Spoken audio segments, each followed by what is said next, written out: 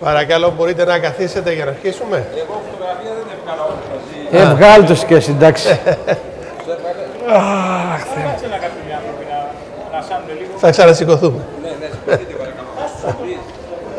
He wants us to get up and take a picture. Έλα ρε παιδιά, But I'm very tall. Εγώ... Έχετε ένα Φέρε μου ένα σκαμνάκι να...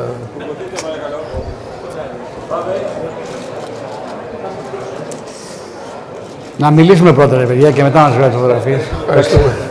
Ωραία. Εντάξει. Okay. Ladies and gentlemen, I'd like to welcome you to this last session of the day. It may be the last, but I think it's going to be one of the best. And in terms of time, I noted from the program that we can finish by 8:30. Wow. It doesn't say anything. We will be speaking to ourselves. But it's true. I think, as you well know, the banking sector is critical to anything that happens in Greece financially, and financially impacts everybody living in Greece. I think the banks have been mentioned a number of times throughout the day as being the critical source to how the economy will develop, how we will go about improving the future of our country and putting the past behind us. We have with us the CEO of the Hellenic Financial Stability Fund, Mr. Martin Churta. Wow. Perfect. And the chairman of the Athens Stock Exchange and the Bank of Piraeus, Mr. George Hadjinikolaou. And what I will do is ask each one of them to make a presentation of a reasonable time, and then we'll have a discussion, an open discussion, and we'll try and respond to your questions. So without anything further, Mr. Churta, I would like you to start. Thank you very much. Good evening, ladies and gentlemen. I'm representing the Hellenic Financial Stability Fund for you to... Παρακαλώ, λίγη ησυχία θέλετε. Παρακαλώ.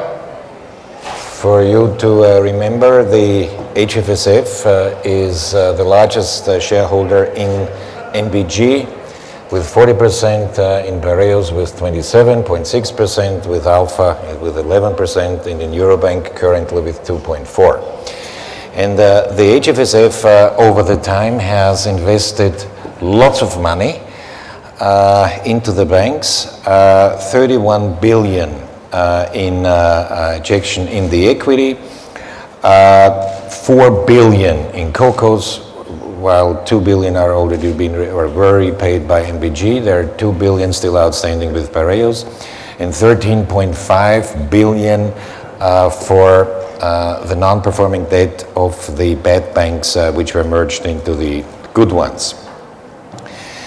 And so we are the most important shareholder in the Greek banking system, and we have a special mission apart from being a shareholder. We are obliged to guarantee and to safeguard financial stability, and this is what we are doing with our various initiatives, be it on the corporate governance side, be it on the financial side, and be it with our advice to the banks to steer in another new direction. For you to remember as well, the NPL, our NPE levels in Greece are the most burdening problem at the moment.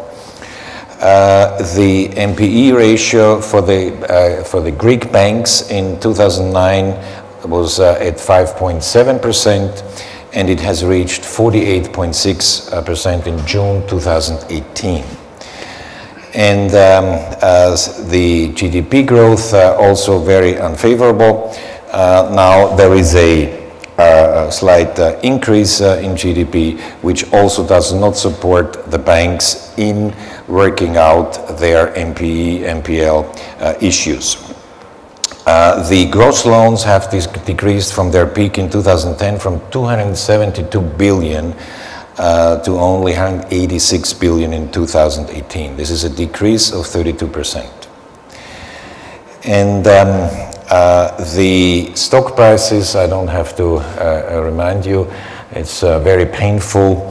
There was a decrease of stock prices in 2018 alone of 56%. So that hurts very much. The price to book values range from 0.10 to roughly 0.3%, which is very low. Return on equity of the banks at the moment is in the negative territory with minus 2.19, while in other countries which underwent a similar crisis are already in the positive territory. Portugal, the lowest with 1.90%, and the other ones even higher. The NPEs remain the biggest issue at the moment, and the SSM, this is the regulator in Frankfurt, has stipulated certain amounts and percentages for the Greek banks to reduce their NPLs. At the moment, well, it's in June 18, the NPEs stood at 88.6 billion, which is already lower than the peak in March 2016, where it was at 107.2.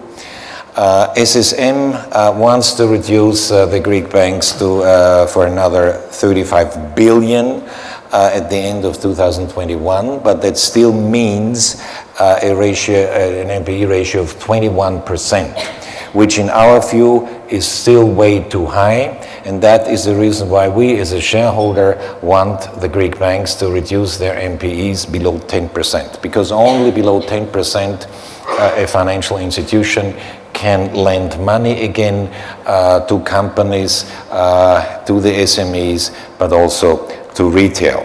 So how to do that? We, as such a large shareholder responsible for financial stability, we have come up with one of the options, which is called an asset protection scheme. We have been working on this for about a year. At that time, we were advised by BlackRock. Now, the Ministry of Finance has taken ownership of that project. They're now advised by JP Morgan. That scheme foresees that there will be a transfer from NPEs from the bank's balance sheets to SPVs, and then a securitization, junior, mezzanine, senior, and the senior tranche is supposed to be guaranteed by the Hellenic Republic. It's all on a voluntary basis. And especially with Piraeus, thanks to George and Christos, we have looked at the portfolio, and that looks pretty encouraging. But as I said, the Ministry of Finance is now in charge of this. But there have been other options as well. For instance, Bank of Greece came up with a very interesting option, namely transferring the deferred tax credits, what is the majority of the equities of the banks, to an SPV. The amount of Bank of Greece is roughly 40 billion gross loans with an equity contribution of roughly 7.5 billion. But that would entail a change in the law and probably also another buy-in from the Republic with the transfer price. This is now being looked at DG Comp and SSM, and there was also now another initiative by Eurobank, which also foresees a transfer of DTCs, first a merger within the group, and then a transfer of the DTCs to a new good bank. So this is also what we're looking at. So all those options, and if there is a fourth one, if there is a fifth one, the better it is, because so far the efforts with the restructurings, with the portfolio sales, with the electronic auctions, with the out-of-court settlements, this has not brought the results which were envisioned, and it needs more radical, more comprehensive actions. But we as the HFSF are behind all of those issues, and we assist in every form we can do. So, but the NPLs, in our view, is not the only issue which the Greek banks have to deal with. There is also the business model. and the cost side. Because that is another reason why we believe there is not that much investment from foreign sources into the banks at the moment. The Greek banks have to accept the new reality that there are no foreign markets for them anymore, apart from Eurobank, which still could keep some of the markets. But it's now the Greek market alone, and there the banks need to adjust their infrastructure, their processes, their products to that relatively small market of 10, 11 million people. And that means further reduction in costs, but at the same time, development of new business models. So a new segmentation, new products, both on the retail side and on the wholesale side. On the retail side, digitalization is still further slow if you compare Greece and the Greek banks with the situation, let's say, in the UK, in the Netherlands, even with Germany. You have much more ways to transact with banks via your smartphone, via the internet. You can do much more, and it's much easier. And that is what the banks have to do here in Greece. At the same time, they have to educate the clients to get used to the digital world of today and of tomorrow. And on the wholesale side, it's also banks for such a small market cannot do everything anymore. They need to focus, they need to specialize, they need to look at their traditional strong client base and adjust their production and processes accordingly. So the future for the Greek banks, not easy.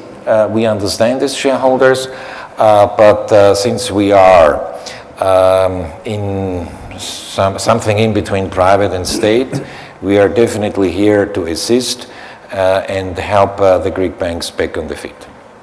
Thank you very much, Mr. Tsurta. I think two things. We've got the big problem that has been with us for many years, even perhaps before the crisis, except that we were not really aware of it with the NPEs, NPLs. And the other thing that the banks would now need to adjust to a current day situation, and that is I think it will prove to be a very traumatic exercise. It's easy when you grow, but it's extremely difficult when you try to downsize. Mr. Hadjinikolaou, you're a banker, you've been dealing with this. First of all, I need to congratulate you on your performance in implementing the restructuring plan for Piraeus and getting rid of us as monitoring trustees. I say this with pain because we're losing money, but it's good for the bank, and congratulations. Να μιλήσουμε ελληνικά, αν μη τι άλλο, γιατί ενώ μπορώ να αισθάνομαι και πιο άνετα να μιλήσω στα αγγλικά, αλλά νομίζω ότι επειδή έχουμε και ελληνικό ακροατήριο, αλλά και επειδή είμαι στην Ελλάδα, νομίζω θα ήταν πιο σωστό να μιλήσω στα ελληνικά και θα ήθελα να ξεκινήσω λέγοντας. Do you want translating equipment? You want a translator? Well, I hope that you switch into English then. Okay. It shouldn't come as a surprise that I would agree with most of the things that Mr. Tsurta mentioned. And if nothing else, this is reflective of the very good cooperation that exists between the HFSF and our bank. And of course, there are moments of friction, but overall, we basically see eye to eye on many different things, and we're working commonly to resolve problems. So what I would like to do is to perhaps put a bit of framework in what Mr. Tsurta discussed, because we need to appreciate where the Greek economy is coming from.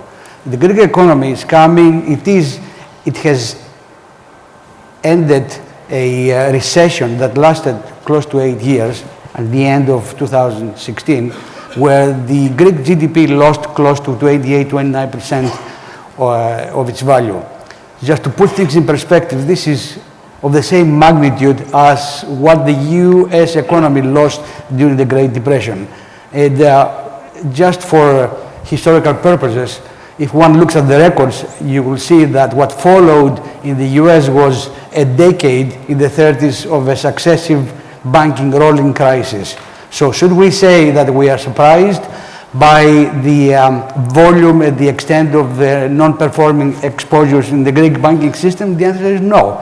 If nothing else, it reflects in perhaps the best way the depth and the repercussions of the Greek recession. And also I would like to add that the economic growth that has come out as of the end of the recession has not been robust enough in order to really repair the balances of the Greek householdings. So this obviously does not help our efforts in order to repair our balance sheets, which is to address the outstanding NPEs. But again, concurring with Mr. Juda, yes, we have out of the 180 billion of outstanding loans, about 86 billion is non-performing. So 48%, as Mr. Juda mentioned, is non-performing exposures, as we call them. And against those non-performing exposures of 86 billion, we have roughly 50% provided for.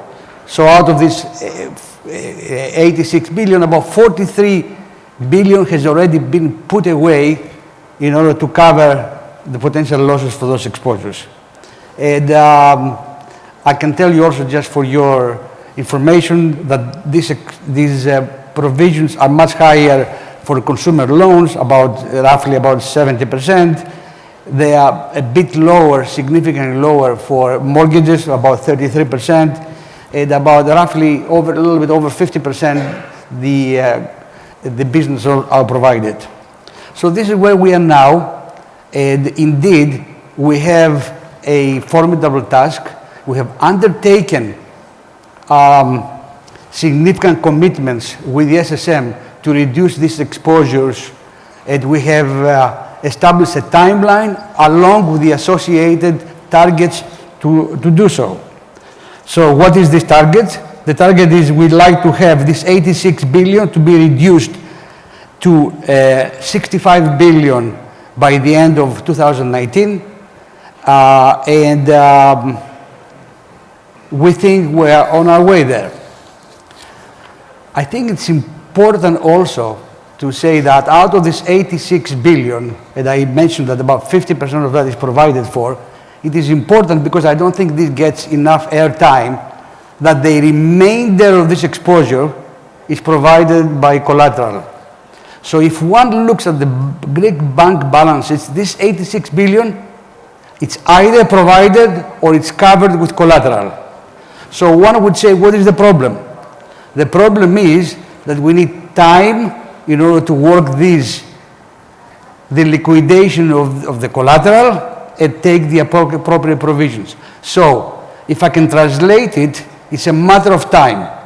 So people say, but you don't have an unlimited time. Well, if you start pressing the time dimension, that translates to money. So it's either, chronos ή χρήμα. It's either time or money. So we feel that the banks, based on the commitments we have undertaken with the SSM and the tools we have developed, which comprise of the curings, the liquidations, orderly and disorderly, sales and write-offs, we feel confident we will meet, if we are allowed to, in the time frames that SSM we have been agreed upon, we will achieve those.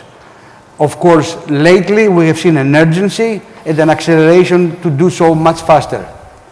In order to do so, let's not forget time and money, it will cost. How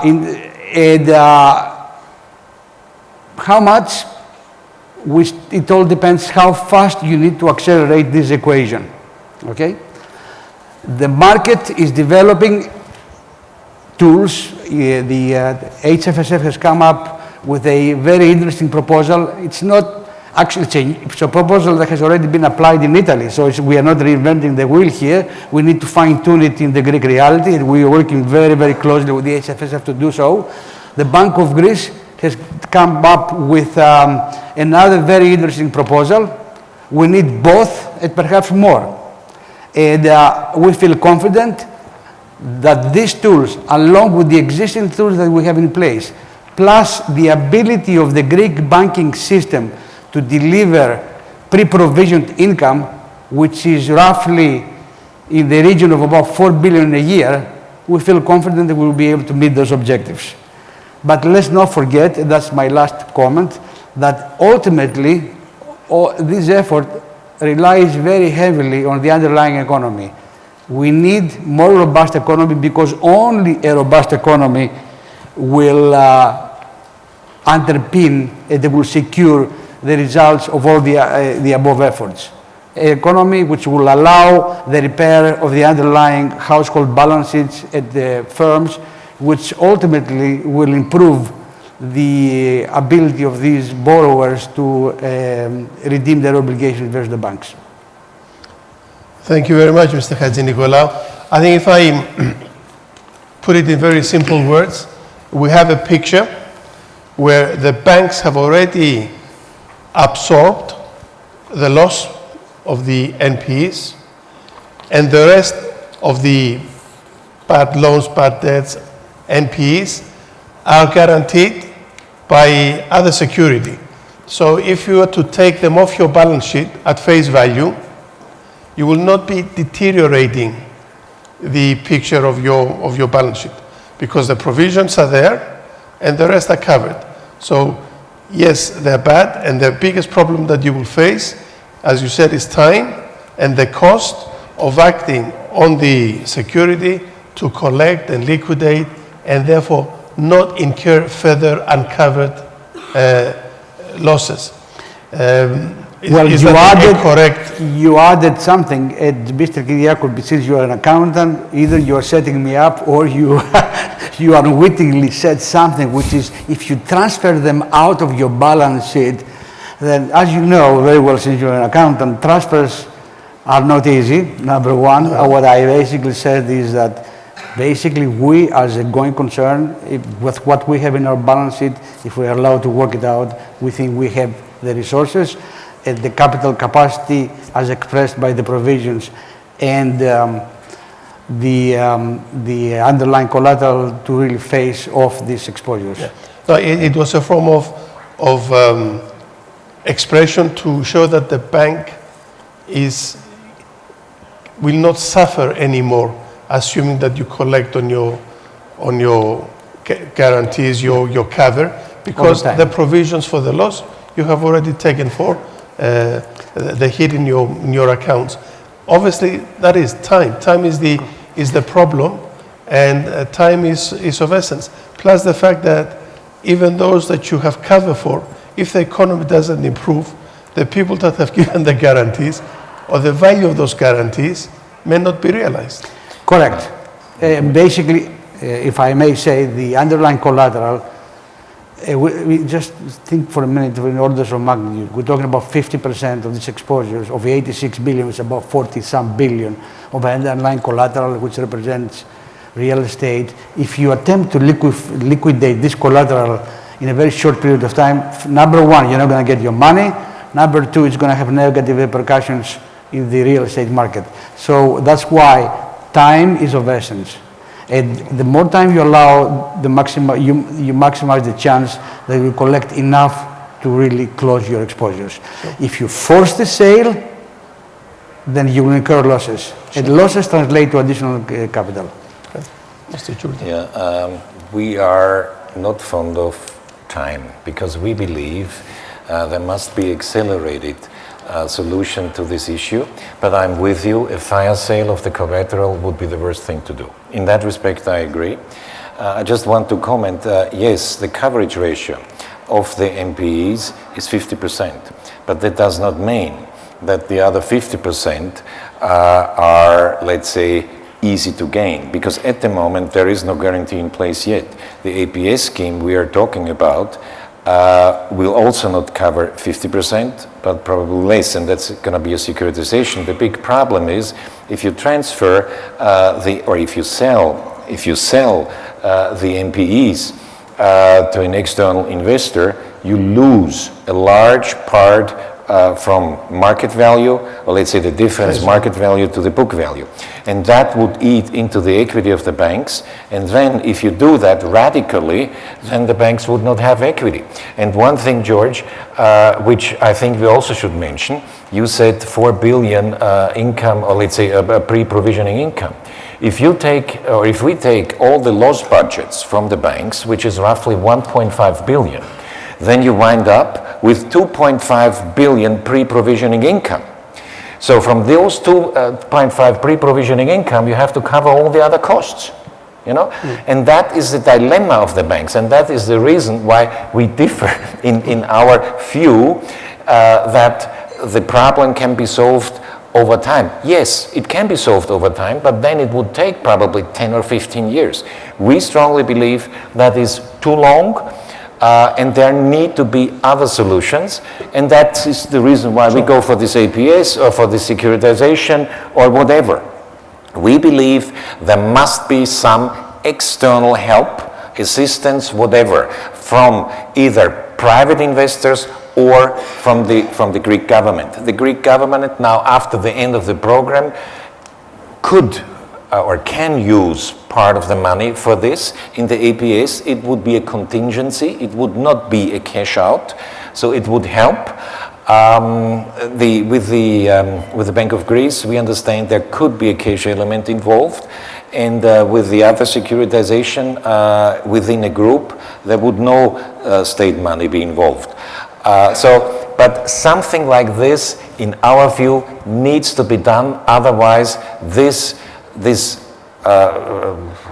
have to be very careful with my words, but this unsatisfactory situation would just endure just too long. I would submit that the time-money equation is severe and inviolable. So somehow, if we compress the time, it will translate to extra money that's required. And the question then is, who is sharing this burden? Yes. And we all agree that it cannot be only one party, meaning the shareholders. It has to be some sharing, be that in the form of the state, in the form of state guarantees, without constructing it carefully so it does not constitute state aid. I will call it basically I will call it a triangle: time, money, and financial engineering. So I would say to you, we have to really mix most probably a little bit of time, but we need also to really share the burden, which translates to money, between ideally not with the shareholder because he has suffered enough through 3 recapitalizations, and you are one of them and you know it. We suffered the most. We have to basically share it among the cost base of the bank, because the banks have to shrink their costs, and we fully agree with that. And we are quite focused on it. If you saw this year alone, you have reduced our cost base by 6%, and we think that is only the down payment for something which is much more ambitious. It involves automation as well, because we do believe that digitization is something which is here. It will stay with us. We need to adapt it. But it has to involve also all kinds of other, in the form of financial engineering,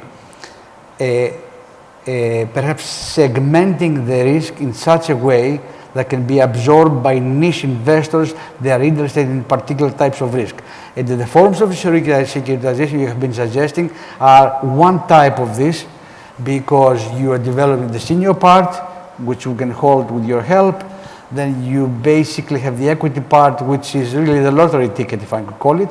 And then you have the mezzanine, where you need to find investors with the right stomach and the right equation, which with the enhancement of the senior makes it involves the odds, so it becomes more attractive so people can come in. This is an example of the kind of financial engineering we can think of. Bank of Greece deal, although not complete yet, has other elements of, if you want, geniusness, where you try to monetize the deferred tax credit and also look for a holistic solution, but still needs more work.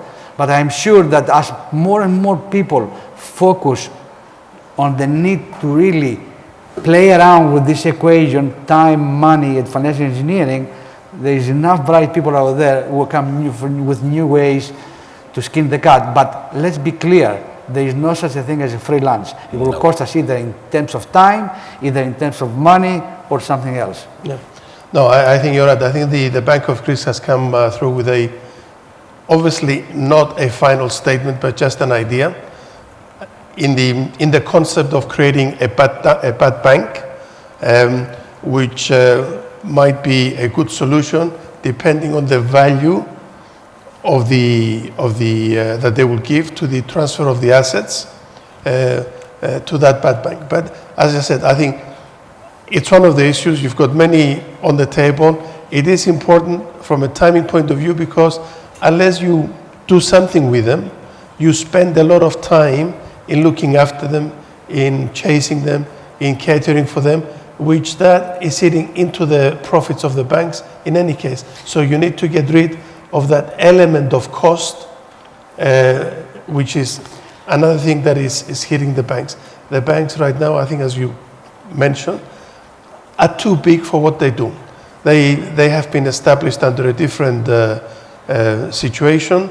They have an infrastructure, not only from people, but the systems, everything else, that is geared to a very big organization, which today may not be helping them, but is costing them a lot of money to maintain. As I totally agree with you. However, I want to assure you, Martin, but the audience as well, but in our capacity as a board of directors, we are examining all types of scenarios. You can call it war preparing, worst scenario, where we look at all the scenarios from a strategic point of view to see what is the right answer. And we also have to be realistic that we are not working, which is not the case where one can draw a piece of paper and the pencil, they can draw on the paper and design idealistic solutions. We are operating within a society that has been strained because of 80 years of crisis with other constraints, political and not. So within this difficult equation to solve with many constraints, I assure you we are developing enough brain power to address this, fully cognizant of the kind of challenges that Martin and others are putting in front of us, which are really the reality. Okay, just to jump on another section and to get away from this before we open up the questions to the floor. Do the banks have enough money to provide loans? Because everybody says, I go to the bank and they will not give me a loan. Well, is that a true statement? Well, first of all, Piraeus Bank has said publicly that we are open for business, just speaking a little bit from my shop. And this year alone, we will provide 3.1 billion of financing to the Greek economy. We feel confident we will reach this, although it will be challenging, and I'll tell you why. We plan to increase this to a higher number in 2019 and with a view to really hit 4.5 billion in 2020. Having said that, let's be absolutely clear. It's not the case that basically the doors are coming down from the demand for loans, okay? The people that want loans, most of them are unbankable. And the people who would like to lend money, we compete fiercely to really provide those loans. So it is not exactly the case that we really see this huge demand of demand from the real economy. That's why I mentioned that I said the economy is recovering, but the growth is not robust enough, and as previous speakers mentioned, is not exactly investment driven. The economy still is under investing. It is based primarily on consumption and exports. And somehow a lot of these export-driven corporations, which are some of the more successful ones, the propensity and desire to borrow money is not there. In Greece? In Greece, yes. In Greece, that's where we're talking about. Since we are Greek banks anymore, having gotten rid of most of other activities outside Greece. So until the case is really proven that the banks are the constraining factor, so the case needs to be made. It's not made yet. I suspect if the growth of the economy picks up, chances are these constraints might bite, but the collateral effect of such a growth would be better collaterals and better ability of the borrowers to pay back their loans. So it is a difficult equation to solve. But what I'm hearing is, if you have a good business, put a good business plan together, and I think the banks would consider it very seriously. Yes. and give you money, and if you cannot put a good business plan together, KPMG will help you. Absolutely, yes. Anyway, questions to the floor. That lady over there. Lady at the back.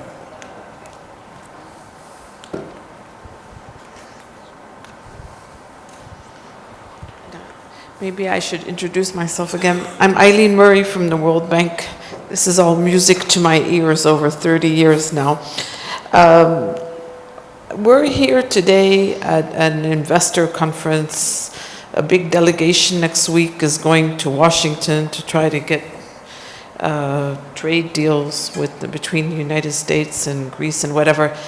A few messages maybe from you for the future investors, and you touched on it, the CEO of Piraeus Bank, but what additional messages for investors that want to come to Greece supposedly and invest and say that we can't really do business with these banks? So I'm just telling you what we're hearing, and you did touch upon it last. I've also heard a lot of risk aversion, but you've learned your lesson the hard way. I see your NPL, so you're right. I would probably do the same thing. So and you're trying to strike the balance, but it's still, it's the backbone of the economy. We come here, the financing. The other thing is, you're probably more of, Greece's economy is more of a SME economy. There's not that very big, large enterprises, so they're small SMEs. And this morning also they touched upon, and I don't think it's really your business per se, your line of business, but the small entrepreneurs that are trying to get in. A lot of these projects are non-bankable, but there is some potential. So what happens to the more micro? Okay, so that's just another comment.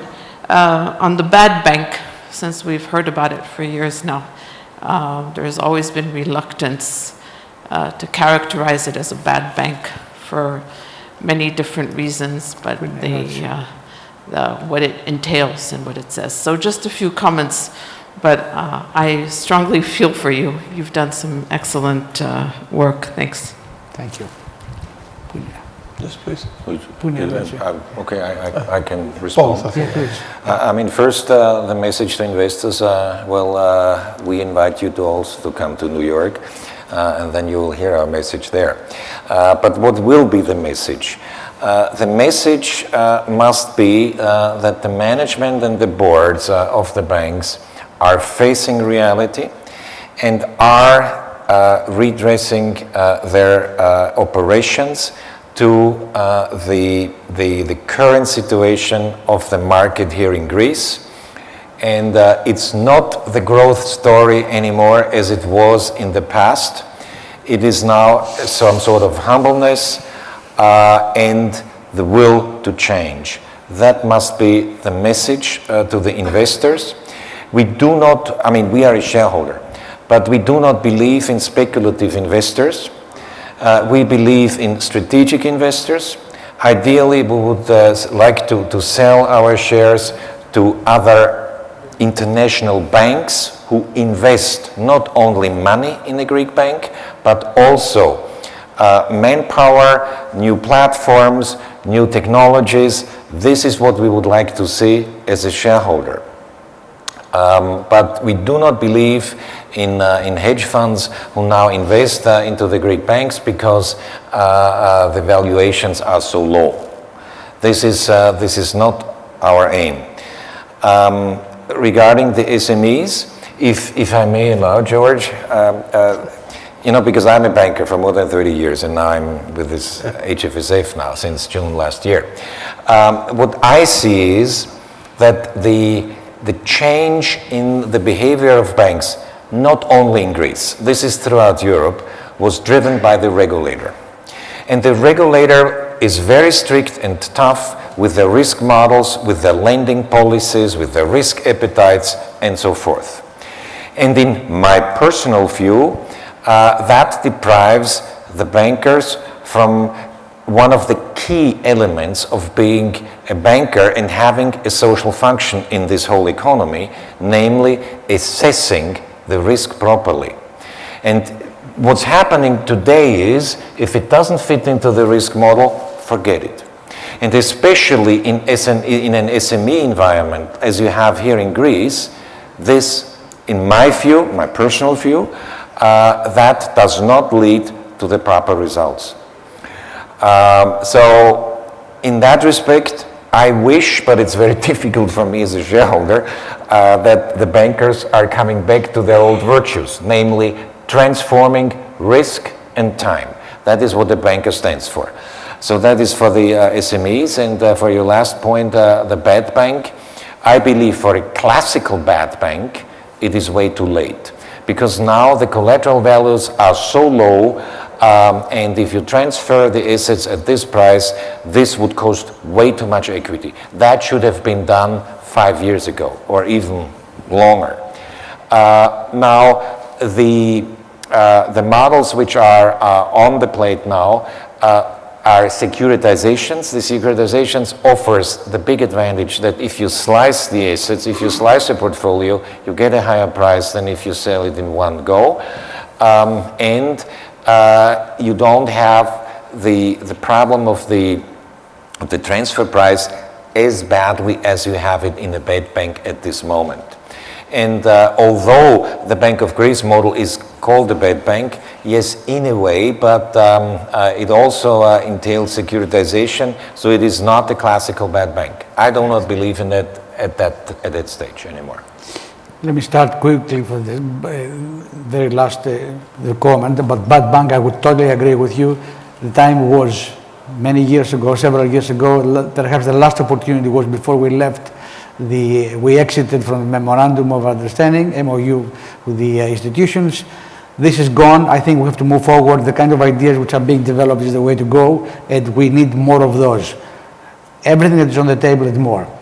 Number one. Number two, regarding what we're going to say to the investors, there was a comment that was made in the conference I heard was that perhaps Greece is weak when it comes to the institutions, the institutionalization. That's where we should be focusing our effort to. Well, there is some, when it comes to banks, there is a positive story to be told. With the help of our friends, HFSF, and also from the institutions, I think the Greek banks, I can confidently say, there are paradigms of corporate governance. And since it all starts from the top down at the tone that's being set, this is extremely important because investors who look at the Greek banks as a potential investment, other things being equal, they should feel secure, their investment is secured, at least from malfunction and other things. Corporate governance in the Greek banks is on the top quality. And we hope to see this kind of practices in the further Greek corporate sector, where perhaps recent events have demonstrated that the work needs to be done there. That's number one. Number two, regarding SMEs, Piraeus Bank, again, a little bit of infomercial here, is the preeminent SME bank. We have raised $500 million this year together from AIB at the European Investment Fund, precisely to really dedicate those funds to SMEs, which is an example of the kind of things we are doing. And we are working extensively with the Greek state and with other European programs, which are designed to provide co-financing and solutions or lending to entities which under normal circumstances are not bankable. However, the state or other entities are guaranteeing either the whole or a portion of this lending in order to really facilitate and increase the lending to the sectors, okay? So potentially down the road we have played around with ideas of securitizing, because the problem with the SMEs is they are small entities, there are no economies of scale in analyzing them, investors cannot understand them, even we have trouble given the number of entities to do so. So basically solutions are putting a lot of those in special purpose vehicles and selling the exposure to an SME sector might be the way going forward, but it's very early days. Other questions? Τελειώσαμε, μου φαίνεται. Να φύγουμε. Εδώ μια There's ερώτηση. one question over there. Quick. Άκουσα μια ερώτηση. Λιτό Ιωαννίδου from Leal Business Consultants. It's not really a question. First of all, thank you for an excellent presentation. Both speakers, outstanding, covering all points. I'm an ex-banker and now a consultant. And since I come from a foreign bank, an American bank, I really appreciate the way you presented everything. If I may say something, I'm all with Mr. Hadjinikolaou that time is of essence, but this has two sides, okay? If I can say it in Greek, and if I'm allowed to say, όποιος βιάζεται σκοντάφτει, αλλά είναι και το σπέβδε βραδέως. In the sense that I think banks now are intensifying their efforts. The hare, the turtle. Yes. The banks are intensifying their efforts to sell off the loans, and maybe there should be more caution what price they take for these loans. But on the other hand, they are not speeding up the process adequately to address viable, perhaps viable NPEs where there is room for financial re-engineering. And once they identify this, to go full speed. And there, maybe they should sacrifice some, no, not to maximize the value, but to get as much as possible before the companies collapse totally. Because my experience has been that if it takes too long to restructure a loan, then the company is dead. Your point is well taken, and we live it every day. Okay. I think we have nothing else. First of all, Elias, you need to congratulate the panel because we have finished exactly 3/4 of an hour, which was the allocated time. Nobody else has done this. Okay. All right. We'll come back tomorrow if you like. Thank you very much. Thank you. Excellent. Thank you very much.